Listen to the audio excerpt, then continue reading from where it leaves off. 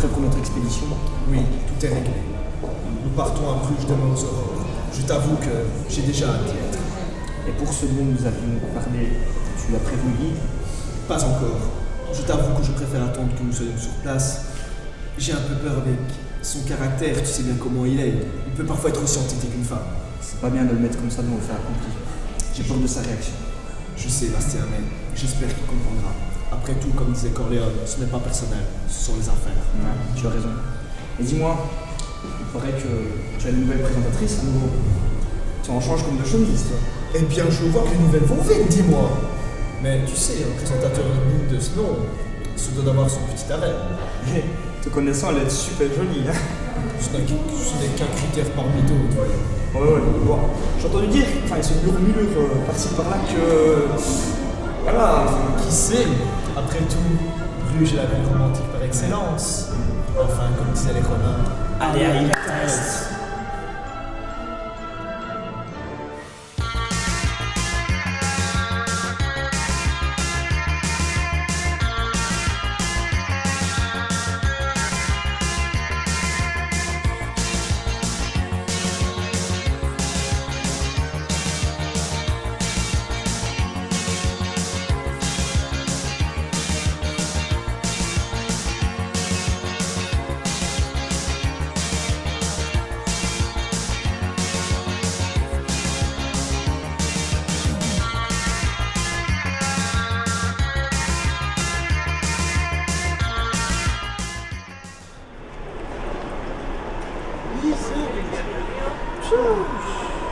J'ai cru que nous n'arriverions jamais. Oh, moi aussi j'en devenais fou de rester bloqué dans ce train. Oh, mais que voulez-vous, Guy? Les SNCV qui arrivent à l'heure, c'est un peu comme croire au Père Noël. Hein. C'est une bien belle histoire, mais ça reste une fable. Oui, avec tout ça, mon quota de choses que je peux supporter en une journée a déjà été atteint. Le pauvre, il n'est pas beaucoup de surprise, hein. Allons, les amis, laissons ces soucis de côté et entamons haut les cœurs notre visite. Mesdames, messieurs, jeunes demoiselles et damoiseaux, bienvenue en Flandre et plus précisément à Bruges, ou pour les intimes, la Venise du Nord. Oh, quel beau surnom. Mais pas aussi beau que vous, ma chère. Ville flatteur. Dites-nous plutôt quel est le menu de cet après-midi. Eh bien, il sera particulièrement copieux, car cette ville compte en son sein d'innombrables richesses. Nous commencerons en apéro par une présentation du Grotemarkt et de la place du Bourg. Ensuite, nous nous rendrons en guise de plat consistant à la basilique du 500 et au béguinage, et nous terminerons en bons belges que nous sommes par la visite d'une brasserie typique de la région.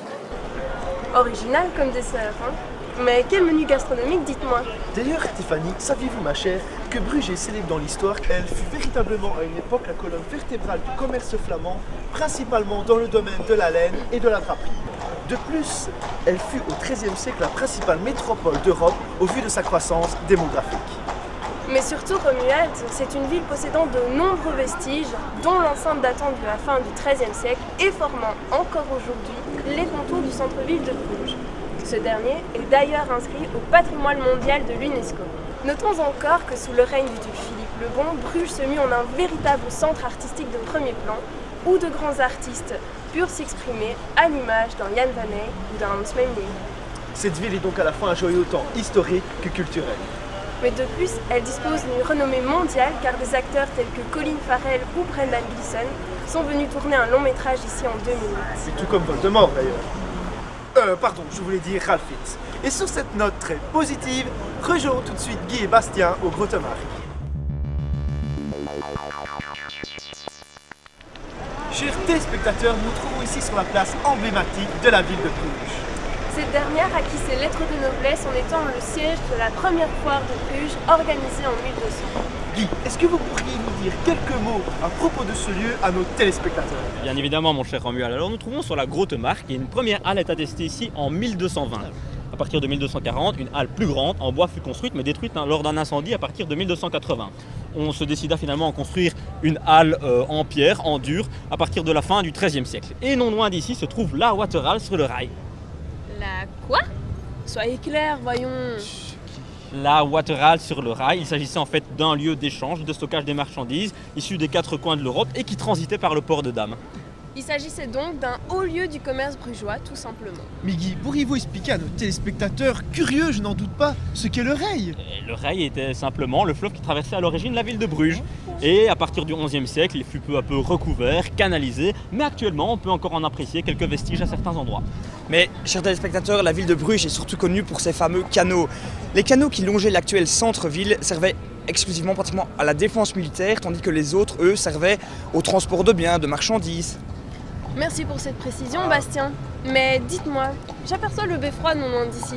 Que pouvez-vous nous en dire à son propos? Le beffroi est en fait vraiment un bâtiment emblématique de la ville au Moyen-Âge, symbole de puissance urbaine, de richesse mais aussi de liberté.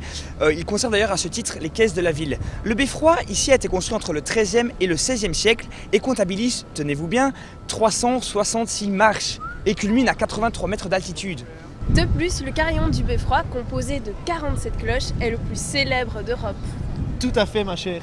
Et d'ailleurs, Guy, si j'étais vous, je ne m'aventurerais pas de ce côté-là, car vous ne survivriez pas à cette chute. Nous sommes ici sur le site du Burg, qui est une place, mais également une ancienne forteresse. Guy, la parole est à vous. Faites-en bon usage.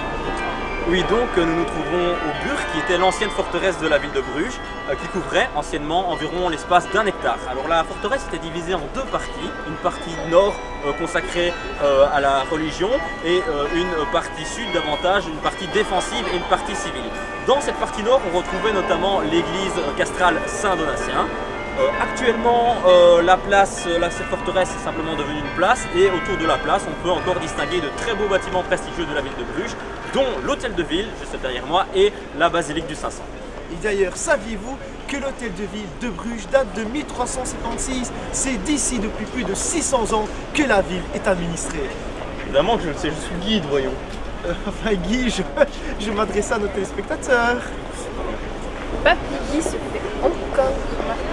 Bon, allez, le bâtiment qui est derrière nous possède en fait une salle gothique qui, avec sa peinture murale de 1900 et sa voûte polychrome, est une œuvre d'art, mais alors magnifique. Mais merci de cette précision, Bastien, mais que ferions-nous sans vous? Ah, Beaucoup de choses. Il a peut-être gagné le jeu télévisé à Luxembourgville, mais il n'a pas encore gagné le cœur des femmes. Chers téléspectateurs, nous allons à présent continuer la suite de notre visite avec un guide de la région. Quoi? Ah oui, Guy, j'avais oublié de vous le dire, Enfin voilà, j'ai fait appel à l'un de vos confrères du nord du pays, enfin, vous comprenez? Non, je comprends pas, non justement je comprends pas. Mais votre apprenti lui-même trouvait la chose fort avisée. Quoi? Tu étais au courant, tu ne m'as rien dit? écoute, oui, enfin non, enfin, tu sais quoi, on m'attend en fait, Ça prend la fuite, Pélon. Par pitié, dites-moi qu'on n'avait pas osé faire appel à celui auquel je pense. Oh non, non, non! Mais Romu, pourquoi se met-il dans un état pareil? Voilà, j'ai fait appel au meilleur guide de Flandre pour seconder Guy dans cette petite visite. Il s'avère en fait qu'il s'agit de son demi-frère. Vous avez un demi-frère flamand, Guy? Taisez-vous, ne me rappelez pas cet horrible détail. Bah, c'est rien, hein. Aucune famille n'est parfaite, vous savez. On voit bien que vous ne le connaissez pas, hein. Vous ne savez pas qu'il est... Bonjour à vous, Pierre. Pierre c'est Peter, hein? Romeo c'est Romeo, Peter c'est Peter. Oui, c'est d'une logique impeccable. Et je vois que vous êtes mis sur votre 31. Évidemment, j'arrête pas de me mettre en tenue casquette, on n'est pas à Charleroi ici, hein?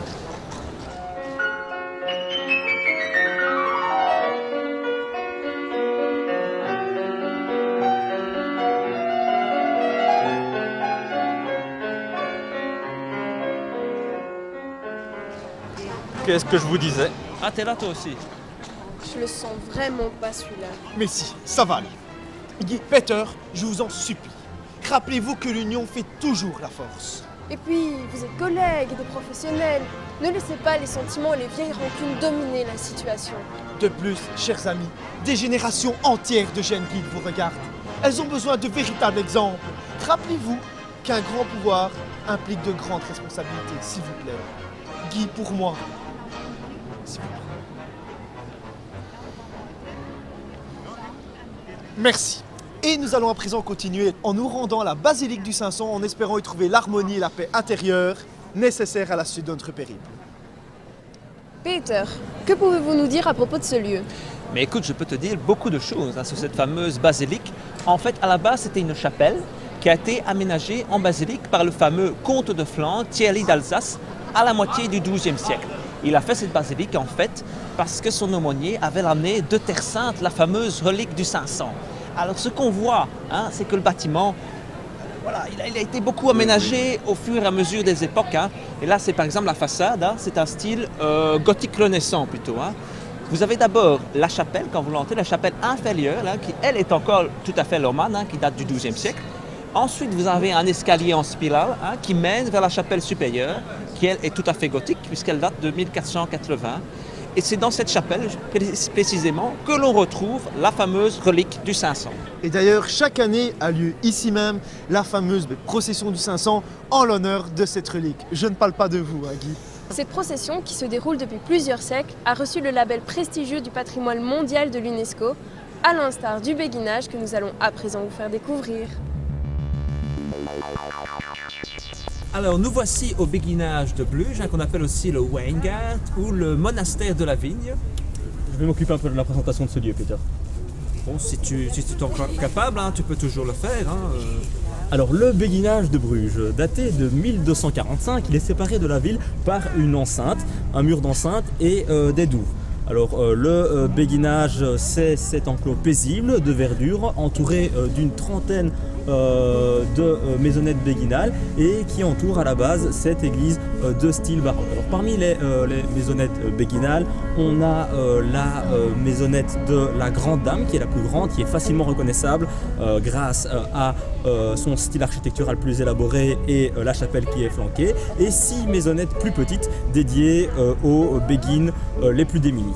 Alors non loin d'ici se trouve un pont à dos d'âne. En parlant d'âne d'ailleurs, constitué de 3 arches et surmonté d'une statue de Notre-Dame de Hongrie qui était en fait la sainte patronne de plusieurs béguinages en Europe.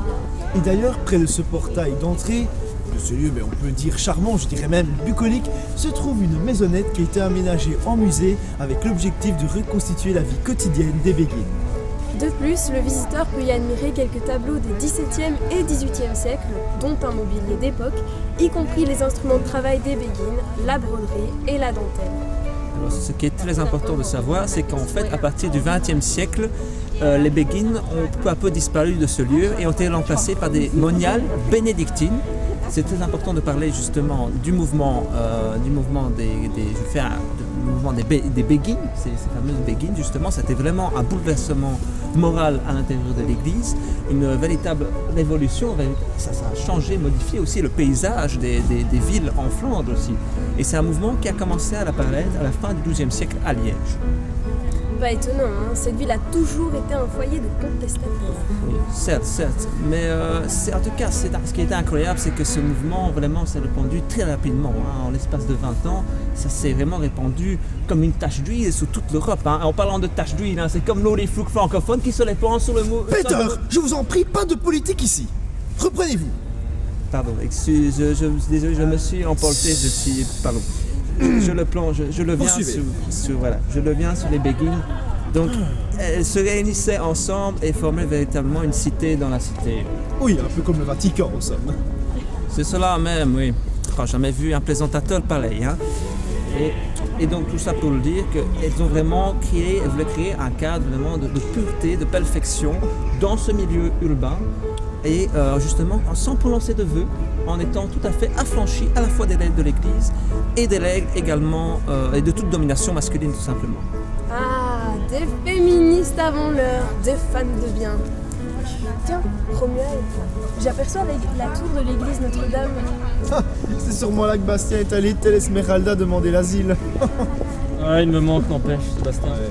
Enfin, sachez que cette tour qui mesure 122 mètres de haut exactement est la deuxième plus grande tour de ce style construite dans le monde. Cette église, dont la tour est entièrement construite en briques, est une église de style gothique construite à partir de 1230 et qui contient de nombreuses richesses, dont le tombeau de Charles le Téméraire et de sa fille Marie de Bourgogne. Et il y a également une œuvre de grande importance, c'est la fameuse Vierge à l'enfant qui a été faite par Michel-Ange himself. Merci Peter et Guy pour ces précieuses informations et nous allons à présent nous rendre à la brasserie de Alveman afin de vous y faire découvrir le patrimoine exceptionnel au niveau brassicole de cette très belle région.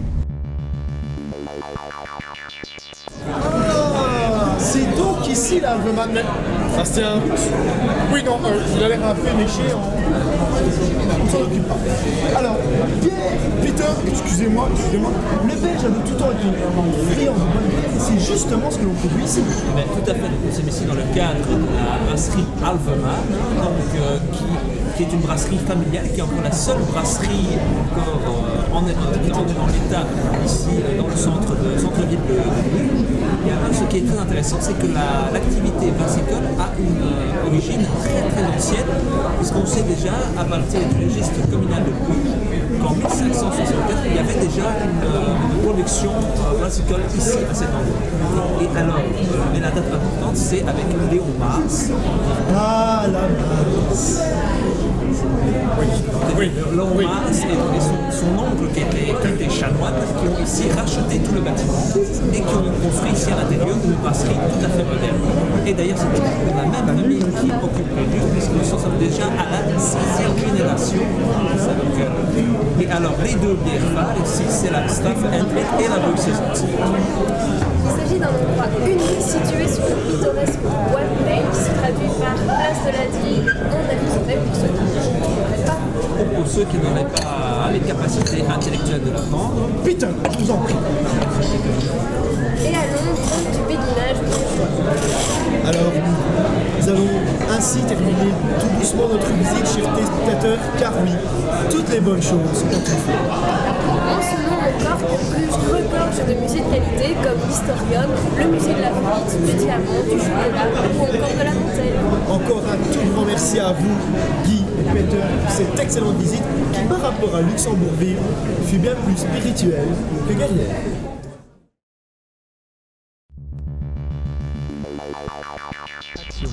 Nous nous trouvons ici sur les berges du Minnewater, ou plus communément appelé lac d'Amour. Tout à fait, Romuald. Et si vous nous racontiez la belle légende de ce lieu? Avec plaisir. Alors il faut savoir que ce lieu symbolise l'histoire d'un amour impossible. Voyez-vous, au temps des Romains, Mina était une jolie demoiselle, un peu comme vous, sauf qu'elle était brugeoise et qu'elle était promise par son père à un dénommé Horneg.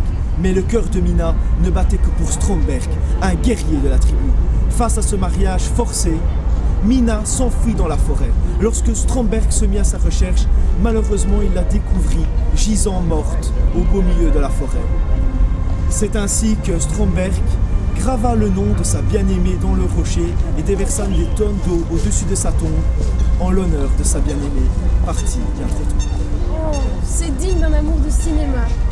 Et de nos jours, le parc Minnewater est un lieu incontournable pour les jeunes couples se promettant l'amour éternel. Mais dites-moi, Romuald, à l'origine, n'était-ce pas le lieu de jonction entre le fleuve et les douves de la seconde enceinte? Ah si, exactement. D'ailleurs, sa signification réelle n'est pas celle donnée couramment. Voyez-vous, Tiffany, Min signifie en vieux néerlandais amour, mais aussi eau collective, en soi une réserve d'eau accessible à tous. Oh, c'est tout de suite moins romantique, hein. Que voulez-vous, ma chère, la vie ne ressemble pas toujours au film de Titanic. Enfin bref, ce n'est qu'à partir du 19e siècle que le sens premier a été détourné afin d'émerveiller les touristes et pigeons voyageurs. Oui, c'est un peu de la poudre aux yeux au final cette histoire. Mais après tout, ma chère, dit-on pas que l'amour est aveugle? D'ailleurs, à ce sujet, oh Tiffany, je ne sais pas si c'est le fait d'être ici avec vous ou si c'est une pure folie de ma part, mais j'aimerais vous demander quelque chose.